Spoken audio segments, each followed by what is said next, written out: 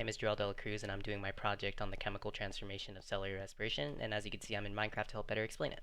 So to start off, what is cellular respiration? Is it A, I don't know, B, carbon dioxide forming with water to turn into glucose and oxygen, C, none of these answers, or D, glucose forming with oxygen to turn into carbon dioxide, water, and ATP? The correct answer is D, A, because A is an answer, B is photosynthesis, C, because this D is the correct answer and the chemical equation for cellular respiration. So to go more in depth, glucose, which is C6H12O6, you get from obtaining any food. You break down and it becomes glucose. Oxygen, they react and it turns into carbon dioxide. You breathe in oxygen and you breathe out carbon dioxide. You also breathe out water, which is why if you have a mirror or and you breathe on any glass, you're able to like visualize water on that glass. Obviously, there wouldn't be that much water, but we're in a game. And obviously, the final product of ATP or energy, which is really important and really the whole point of cellular respiration happening. True or false? All living animals need ATP. True, because I was saying here that ATP is really important.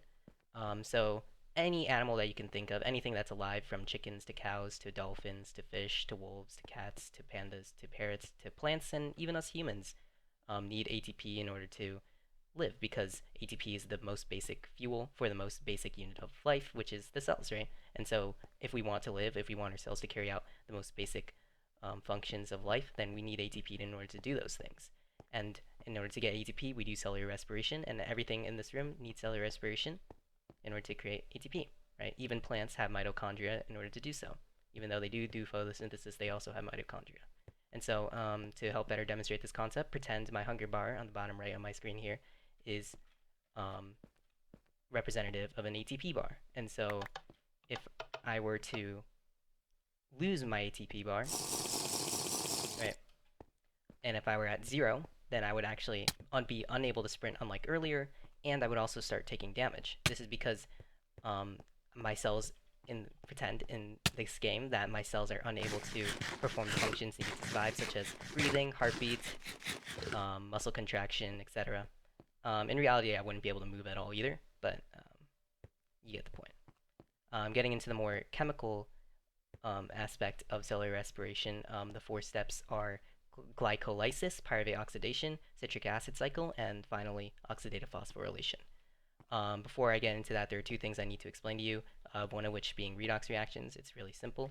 Basically, when a molecule takes molecules from another, or when a molecule takes electrons from another molecule, that counts as a redox reaction. So for example, pretend this cauldron is a molecule, and pretend this bucket is a molecule, and pretend this water is electrons. So at first, molecule A is holding these electrons, but when I right click it with molecule B, molecule B now has the electrons, and so you would call the cauldron oxidized since it lost the electrons, and the bucket, the bucket reduced because it gained the electrons. So the second thing I need to explain to you is really simple as well. It's basically electron carriers, it's as it says. So there are electron carriers, and in cellular respiration there are 2, FAD and NAD+. Basically when they pick up electrons, they become their full forms, and they're carrying electrons, right? So FAD becomes FADH2, and NAD+ becomes NADH+. Alright, so moving on to the first step of cellular respiration is glycolysis. Basically, it takes the glucose and it breaks it into 2 pyruvates, because glucose is made of 6 carbons, pyruvate is made of 3 carbons, 3 times 2 is 6. And it also produces a little of ATP. Also, NAD+ becomes full. Moving on to step 2, pyruvate oxidation. Each pyruvate made from step 1, so this would happen 2 times, is that pyruvate turns into acetyl-CoA, which is binded with coenzyme A, and it also releases carbon dioxide. And so acetyl-CoA is made of 2 carbons, and carbon dioxide obviously has 1 carbon, so 2 plus 1 is 3, and this happens twice, so 6. And also another NAD+ collects electrons, becomes its full form.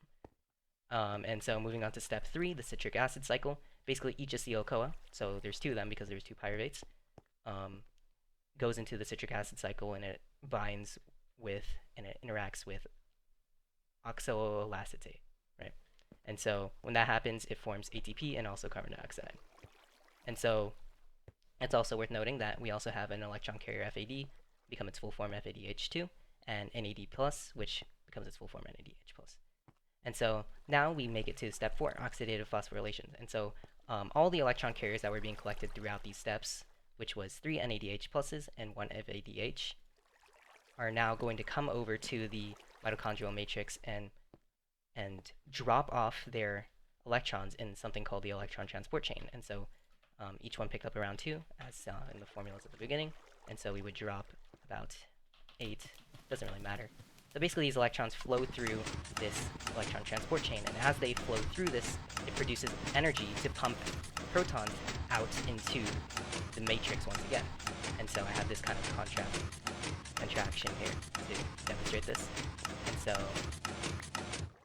when these protons are pumped back into the matrix, they do so onto these gold blocks, which are representative of an enzyme called ATP synthase. And so when protons interact with this enzyme, it forms ATP. And so now we have ATP and carbon dioxide as our final products of cellular respiration. The next thing we have to talk about is water. And so basically when these electrons make it to the end of the electron transport chain, it interacts with oxygen, and oxygen with electrons forms water. And so yeah, thanks for watching. I hope you learned something about cellular respiration.